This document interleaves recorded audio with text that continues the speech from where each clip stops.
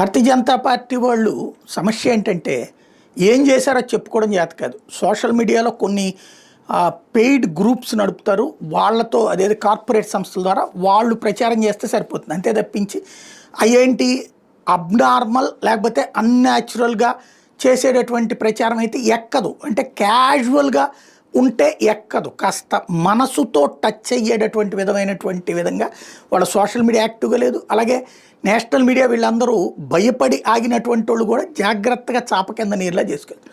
అసలు ఇప్పుడు ఎంత పెద్ద ఇష్యూ. ఒకటి పాకిస్తాన్ మీద ఆపరేషన్ సింధూర్ తర్వాత వణికిచ్చినటువంటిది ఒక ఎత్తు. పోనీ దాంట్లో నెగిటివ్ ప్రచారాన్ని వీళ్ళు రివర్స్లో సమాధానం చెప్పుకోలేకపోయారు. ఎవరు అక్కడక్కడ ఒక స్టేట్మెంట్ ఇచ్చి పేపర్ స్టేట్మెంట్ ఇవ్వడం ద్వారా మేము పరిస్థితిని చక్కదిద్దేశామని చెప్తున్నారు తప్పించి పబ్లిక్లోకి వెళ్ళి చెప్పుకోవడం ఫెయిల్ అయ్యారు. రెండవది వచ్చేటప్పటికి ఇప్పుడు అమెరికాతో అమీతుమీ తేల్చుకుంటుంది. దేనికి? అమెరికా ఎందుకు 50% సుంకాలు